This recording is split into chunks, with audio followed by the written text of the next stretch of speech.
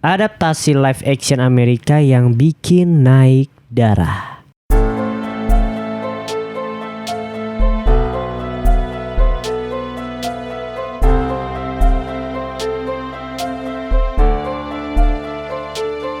Selamat malam semuanya. Balik lagi di podcast Opini Tengah Malam. Masih bareng gue Bimo, gua Fedrian, dan gua Faris. Kita akan ngebahas anime. Asik. Asiknya nih beneran asik nih. Kalau kayak gitu kita langsung masuk aja ke film pertama. Langsung aja pasang kacamata konspirasinya. Tetap open minded. Balik lagi di podcast Opini Tengah Malam. Oke, film pertama dari Fedrian. Apa Fed? Film pertama lo? Ini sebenarnya lebih ke tribut sih Bim. Oke. Banyak yang ini pro kontra lah ibaratnya. Oke. Ya, benar. Ada yang bilang ini judulnya Speed Racer tuh gagal. Padahal pas gua nonton pas masih kecil, walaupun masih kecil ya, Iya. set seru banget. Bener dah. Gak bohong. Ya tapi itu emang film anak-anak sih. Iya sih. Iya kan? Iya. Maksudnya apa ya? Misalnya kita ngeliat Rotten Tomatoes gitu, kalau yang di ini yang lo tulis skornya cuma 41%, ya mereka kan kritik gitu ya, orang dewasa. Bukan mereka gitu targetnya. Mungkin ketika mereka mengasih skor yang kecil, ya jangan dijadiin acuan lah buat lu nonton ketika lu pengen menikmati Speed Racer gitu. Iya, Itu iya. sih kayaknya. Iya, gue juga setuju sih karena apa ya? Gue Speed Racer gue lupa nih film ini kayak pas gue nonton trailernya tuh kayaknya gue pernah nonton waktu kecil, tapi gue sekarang lupa aja. Harusnya pernah sih. Iya, Soalnya pernah sering kan? kok Bim di TV. Iya, yang sering Baby CTI Days ya. Out, bro. Iya. Itu mah tiap Natal tuh biasa. Iya, anjing. Sayangnya nggak ada animenya. Desa. Iya, yang Speed Racer nih, ya menarik sih sebenarnya. Gue nonton anime juga dan banyak pro kontra lah intinya ya. Iya, memang lebih ke karena di treatnya buat anak-anak sih, Nah, ini bener. tapi gue anime nggak tahu nih. Padahal Gua nggak nonton plotnya anime. Anime kayaknya ada dulu deh di Space Tune, pernah ada nggak sih juga? Ada kan? Ada. Iya, cuma gue malah nggak sadar gitu dia dari anime. Gue kira tuh emang propertinya Amerika awalnya, Fer. Oh. Karena dari desain tuh Amerika banget, kayak Hot Wheels gitu loh. itunya mobilnya pas di Mobil-mobilnya, live actionnya. iya. Iya, orang keren banget, Riz, bisa, wah keren dah, bisa lompat-lompat anjir. Iya, kayak jalan di tembok gitu-gitu. Iya, bener. Iya, Padahal kalau dari plot juga sebenarnya nggak beda jauh sih sama yang anime ya? di anime, bener. Hmm. Kayak memang keluarganya bangkrut, Hmm. terus pengen ngembaliin usahanya ini, jadi harus menang gitu Bim biar dapat banyak sponsor gitu. Mhm. Tapi dicegah gara-gara itu pertandingan balapannya pernah ngebunuh kakaknya gitu. Udah gitu doang. Iya. Ini menarik sih sebenarnya ya.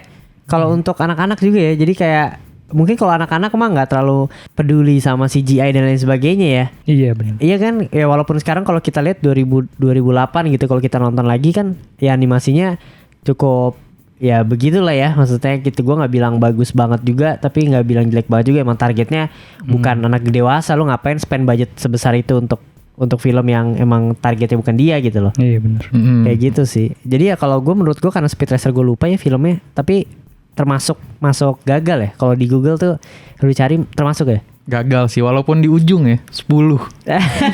Sedikit lagi anjing. Maksudnya kan 1 sampai 10, dia 10. Iya. Gitu. Tapi menurut gue mungkin gagal dalam segi box office sih. Kayak di bioskop mungkin nggak laku gitu. Iya, banyak faktor Cuma sih ya. ketika ditonton di TV gitu, orang mungkin banyak yang suka. Scott Maksudnya- Pilgrim berarti, Riz. Iya mungkin salah satunya kayak gitu ya. Iya. Ketika ditonton di TV gitu, orang mencoba untuk tonton, nyoba tapi ternyata nggak jelek-jelek banget gitu kan. Mhm. Kalau selanjutnya nih sutradaranya cukup terkenal ya. Tapi kenapa bisa mendirect film ini terlalu pahit? Iya, kaget gue ngeliat Rotten. Iya kan, jadi langsung aja kita masuk ke film kedua. Oke, film kedua ini adalah animenya sih kayaknya cukup anim luar ya, anim US ya. Amerika ya. Amerika punya gitu ya. Tapi di direct sama Amerika punya juga tetap saja bobrok, bro. Ini adalah Avatar The Legend of Aang ya. The Iya. Last Airbender Iya, gitu. benar. Ini memorinya masih tersimpan juga sih ketika nongol di bioskop gitu. Kayak suasananya gitu, aduh gue jadi inget zaman dulu dah. Ketika ini Excited nongol. gitu. Ya maksudnya gue masih mengingat kondisi zaman dulu ketika film ini keluar gitu loh, Fet. Karena kan animenya kan gila ya. Maksud gue Iya. kartun ya, bisa disebut kartun ya. Favorit semua orang. Iya. Kayak gitu favorit. Gue sampai terakhir gue nonton Februari kemarin, Fet. Oh, lu ulang lagi? Waktu gue Covid, gue ulang lagi di awal.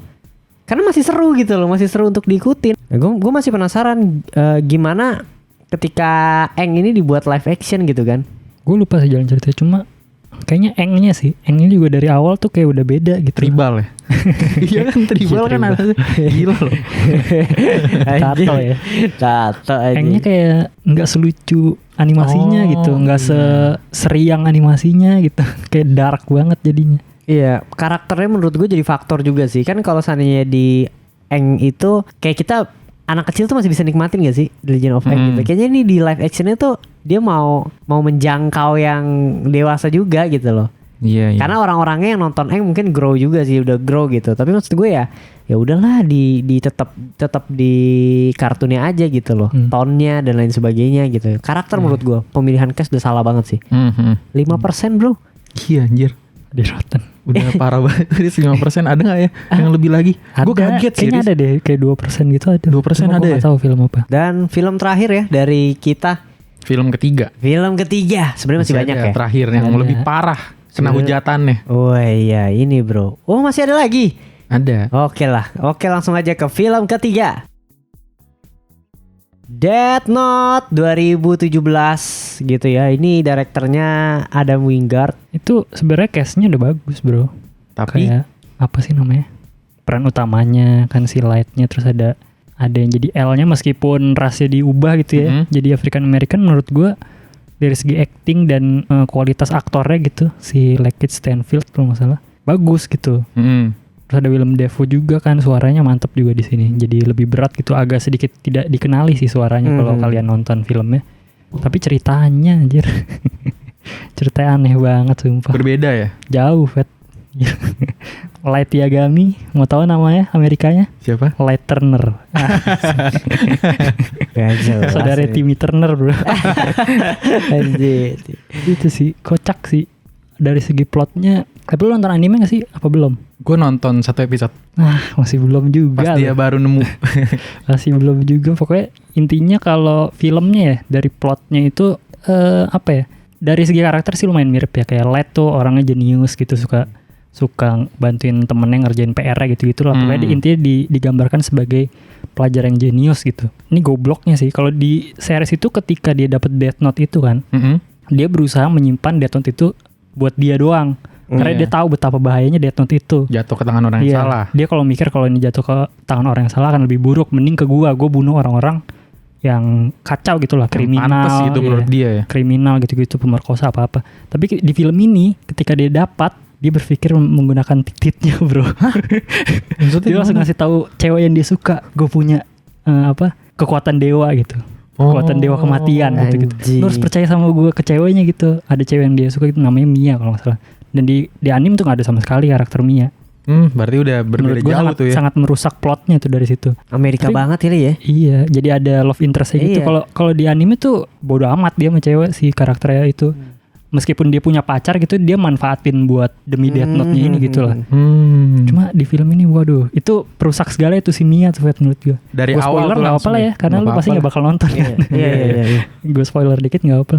Pokoknya intinya akhirnya si Light-nya ini si Mia-nya inilah pokoknya. Mia-nya terobsesi dengan Death Note, akhirnya merusak segalanya gitu, Fet. Jadi si Mia-nya kayak pengen punya Death Note-nya, lu harus ngasih Death Note-nya ke gua. Jadi si Mia-nya ini lebih ke villain-nya. Jadinya jadi konfliknya antara dua itu dong. Iya. Ya sayang sih. Padahal maksudnya Willem Dafoe-nya udah keren banget. Ada beberapa yang gue suka gitu dari filmnya juga. Sadis, filmnya tuh sadis ketika dia nulis Death Note dan orangnya mati gitu. Sadis banget, gila, mati ada yang kepala putus lah. Itu yang di anime, Riz? Enggak, di film ini yang gue suka. Oh gitu. Dari gore-nya gitu-gitu, dan beberapa mungkin kayak ada yang fresh kayak rumah tangganya si ibunya, pokoknya si Light-nya kalau di film ini tuh udah nggak ada. Terus hubungan dia sama bapaknya jadi sedikit renggang, jauh gitu lah, renggang. Kalau di anime kan keluarganya baik-baik aja gitu kan. Mungkin itu agak sedikit fresh, cuma ada problem juga di subplotnya itu. Ketika mereka berantem gitu, besokannya tiba-tiba udah bayan lagi gitu-gitulah. Kayak banyak yang aneh gitu. Aduh, gini nih. Dan juga sutradaranya. Iya sih. Dia juga yang nulis lagi. Iya kan? Dia yang nulis, berarti kan salah dia juga nih, kampret. Maksudnya kalau misalkan yang nulis orang lain, yang disalahin setengah-setengah nih. Iya. Ini dua-duanya salah dia nih kayaknya. Terus juga ada L juga kan. Favorit karakter semua orang tuh kayak apa ya, rivalnya si Light gitu. Dan kalau di anime digambarkan kejar-kejaran cat and mouse-nya bener-bener seru gitu. Kayak apa ya, mereka berdekatan tapi ngejar satu sama lain gitu. Si L ini pengen ngungkap kalau si Light itu yang punya Death Note Heeh. dan Light pengen ngebunuh si L. Itu kan seru ya di anime kayak gitu ya. Setiap Iya. episodenya jadi waduh seru banget. Tapi di film ini kayak 90 menit L langsung tahu si Light yang yang megang Death Note. Tanpa ada, maksudnya tanpa bersusah-susah ya. Iya. 90 menit langsung tahu loh. Ini nggak jelas berarti nih. Ada Wingard nih penulisannya. Mengecewakan sih. Iya, semengecewakan itu. Mungkin dia emang bukan fansnya Death Note atau disuruh aja kali ini lo direct nih Death Note karena mungkin Iya, track record lu hampir sama lah film-film yang lu buat gitu. Padahal kalau dari efek gitu sama CGI-nya gitu udah bagus tuh Ya, kayak. bagus sih dia. Kalau Ryuk-nya kan dia full CGI tuh demonnya dan itu udah mantep. Ya dilihat dari Godzilla vs Kong juga sebenarnya dari CG juga mantep banget kan. Cuma kelemahannya balik lagi di plot, Cerita. di cerita yang nggak terlalu masuk akal gitu penyelesaiannya dan lain sebagainya gitu. Yes, mungkin ini yang terakhir nih yang harus kita bantai ya. Iya.